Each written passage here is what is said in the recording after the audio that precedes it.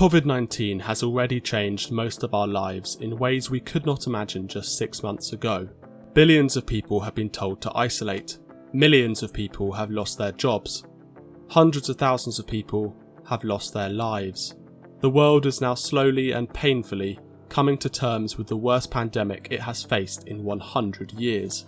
The good news is that the spread of the virus is slowing down in many countries. As governments start to ease lockdowns, many are looking to the future and asking, what will a post-coronavirus world look like?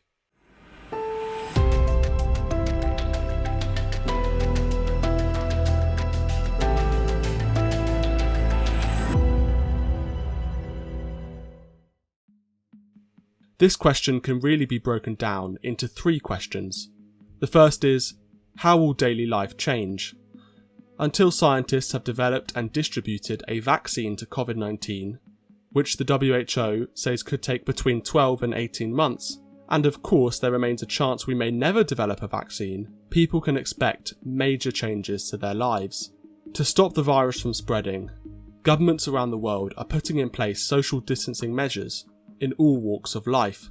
These are aimed at preventing a deadly second wave of COVID-19, which could yet again overwhelm healthcare systems and kill thousands more. To do this, every part of your life will likely be touched by a form of social distancing, from shoppers on the high street to children in school, from office workers to builders on construction sites.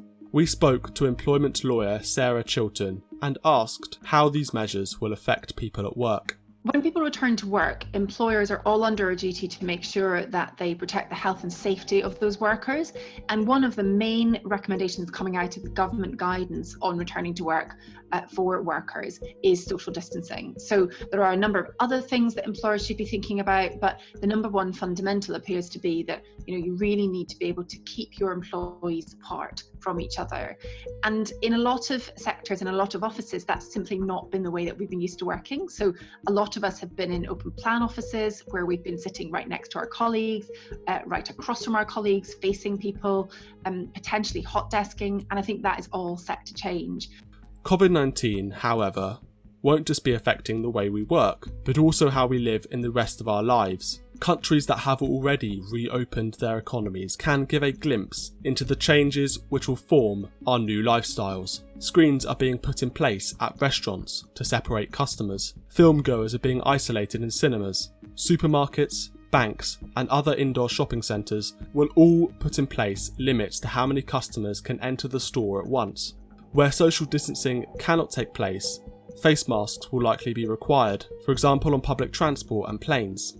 When travelling abroad, many countries are forcing tourists to quarantine on arrival for a short period, or get tested at airports. For many, the hardest lockdown rule has been not being able to meet your loved ones. Families are broken up, friends are isolated, and even husbands and wives are being separated by the virus. For example, where one is self-isolating in a care home. As we exit this pandemic, experts believe socialising will become easier, but there will be no return to normal anytime soon. Meeting family and friends will still involve keeping your distance. However, nations such as New Zealand have introduced new concepts, such as social bubbles.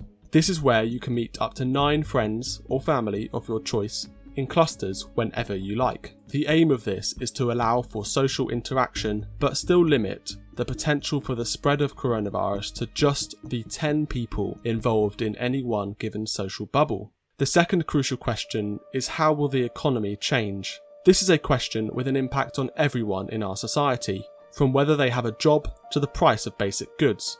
In the past 10 weeks, more than 40 million Americans have become unemployed. To put this into perspective, at the height of the Great Depression in 1932, 12 million people lost their jobs.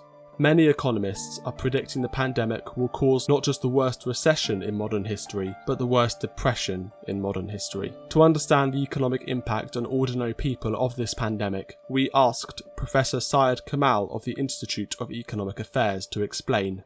If we just look at, read the newspapers and watch the news, we already know that the unemployment is going up at the moment.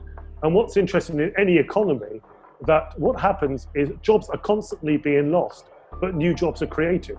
So when you see the employment figures go up, it doesn't mean just brand new jobs. What's happened is an awful lot of jobs have been lost, but even more jobs have been created. That's the sort of dynamism of an economy. And what we're seeing at the moment is clearly jobs are being lost, but not enough new jobs are being created for obvious reasons, because companies are shutting down, companies are furloughing their workers.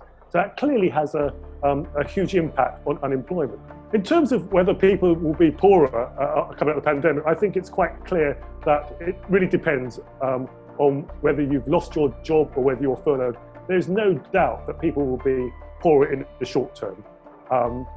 But also for those who have been able to keep their jobs, they've been less able to spend their money. They haven't been able to go on their holidays, for example. They haven't been able to spend so much on leisure. Of course, there are many ways that you can spend online, but there's no doubt that there'll be many people who are worse off coming out of the pandemic. The virus has affected most countries and most people on the planet. It has caused a global economic crisis, which will likely have deep implications for decades to come. Coronavirus has also upturned the international political system as we know it, which leads to our third question: how will global politics change? One major change will be relations between East and West. For decades, a rivalry between communist China and the Western world has been slowly rising. The pandemic seems to have blown this Cold War into the open, with a war of words between US President Donald Trump and the Chinese regime continuing throughout the pandemic. They made a statement that our soldiers brought it into China. No, it came from China. Due to the fact the virus emerged from Wuhan and the Chinese authorities being accused of covering up the virus and allowing it to spread, tensions have only risen. Both sides blame each other for the origin of the virus and point to flaws in each other's systems. Countries such as the UK are reviewing whether to allow Chinese investment in critical infrastructure, and places like Japan are subsidising companies so as to move manufacturing out of China. China expert Gordon Chang explains how the pandemic will change relations between East and West. The assumption in many quarters is that China will only get stronger, everybody else will get weaker, and we'll be living in a China-centric world. Yeah, anything is possible, but I don't actually think that will be the case for several reasons. As the world looks at China's actions in the coronavirus pandemic, I believe it's going to lose friends and lose support because its actions are going to look worse. Xi Jinping, the Chinese ruler, is pushing China back to a state-dominated economy, and he's also closing China off from the rest of the world. And internally, he's adopting semi-totalitarian methods of social control. Now, Chinese rulers have done this several times in the country's history. It's never worked out. But for Xi Jinping, it's even worse because this is a period of deglobalization and recession around the globe. And China essentially has an unsustainable system. It constantly needs financial inputs from the outside. And that's going to be much harder in the environment to which we're heading. Elections around the globe are also likely to be hit by the pandemic. Some world leaders have seen their approval ratings skyrocket. For example, Jacinda Ardern in New Zealand and Scott Morrison in Australia. However, others have fallen out of favour with their voters. The largest election in 2020 will take place in the United States. Here's how a former Joe Biden staffer thinks November's elections will be impacted. COVID-19 will undoubtedly have an impact on these campaigns for the presidential elections here in the United States. It already has. It's been depriving Donald Trump of those large rallies where he gets so much energy, and it's been depriving Joe Biden of his retail politics and his town hall events and the one-on-one connectivity where he gets a lot of energy. They're both having to rely on virtual and digital media, virtual events to get their messages out to as many voters as absolutely possible. So it will continue to impact both of their campaigns into the foreseeable future. The European Union is also under increasing pressure, with member states such as Italy and Spain, whose economies and healthcare systems have been brought to the brink from coronavirus. Professor Matthew Goodwin gives his views on how coronavirus could impact the EU going forward. I think the impact of the pandemic on the European Union has been to really sharpen some of the divides within the European Union. And there was always this question mark over the EU about its ability to manage large-scale crises, and pro-European voices often argued that in the Jean Monnet sense that it was in moments of crisis that the European Union should integrate further or should get larger. But I think there was another view within Europe, which we've seen the Italians in particular voice during this crisis, which is that, well, perhaps the European Union isn't really that good at managing large-scale crises. And that was certainly a view, for example, that many British voters felt during the Eurozone crisis and then during the refugee crisis shortly thereafter. So in my view, at least, there are a number of member states that will not only leave the coronavirus crisis as poorer member states, but also probably leave this crisis as more Eurosceptic states too. A virus so small you cannot even witness it with the human eye has thrown the world into chaos. For many, tough times lay ahead. For some, new opportunities may arise.